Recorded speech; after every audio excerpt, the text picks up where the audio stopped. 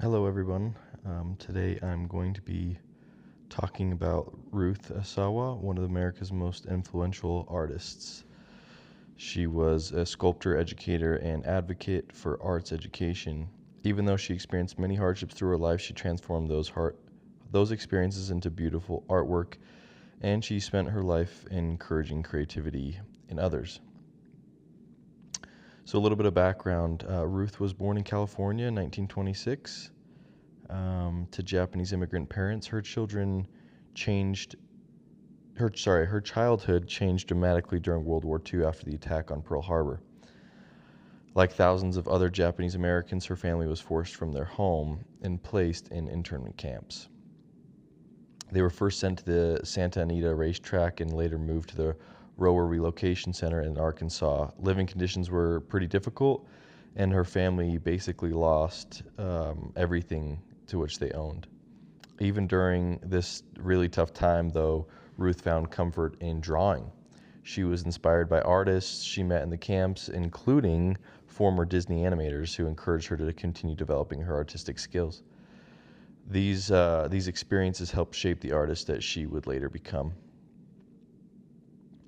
So this is a little bit of a photo. This photo shows Ruth with friends at the relocation center in 1943.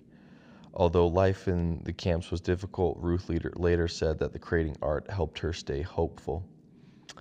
Instead of and Ruth, by the way, is in the back row on the far right. Instead of allowing these experiences to define her negatively, she used them actually as motivation. Many people believe that the patience and resilience she developed during this time became important qualities in both her life and her artwork.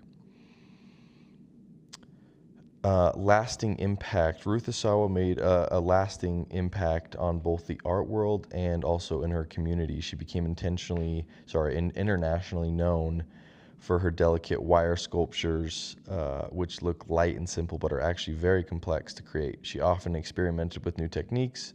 She drew inspiration from nature, plants, flowers, shells, and different organic shapes. Beyond making art, she believed that everyone should have access to creativity.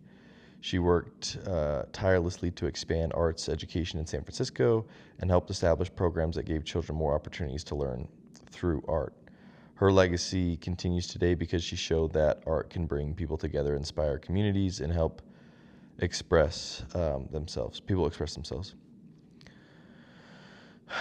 Family and personal life. She raised 6 children with her husband. She obviously got married. She got married to an architect named Albert Lanier. She often created artwork at home while surrounded by her family. Instead of separating her work from her personal life, she believed that everyday experiences could actually inspire creativity. She encouraged her children to be creative. She valued curiosity, learning, imagination. Along with caring with her family, she remained deeply involved in promoting arts education and improving opportunities for the generations to come. This next photo is actually a photo of her family. It shows her obviously and her 6 kids.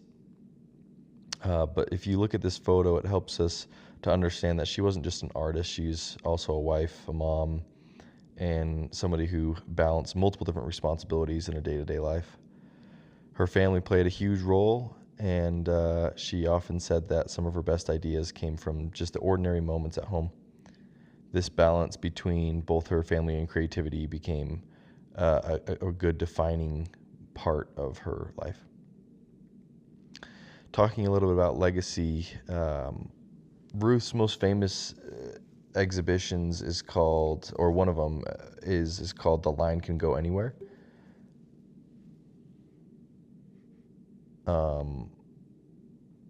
The title reflects her belief that a single line could become endless artistic possibilities. Her sculptures were created by looping and weaving wire into flowing organic forms. Even though they look delicate, they require incredible skill and patience. Today, her work's in museums around the world, and a ton of people really admire what she has done in all of her work. Here are a few of her pieces.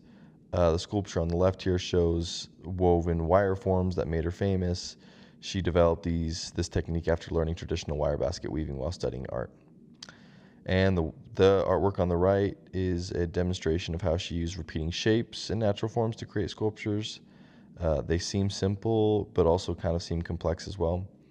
So you can also, I love the way that the lighting kind of switches up, or basically the angle helps out with the way that you view the lighting is changed by your angle.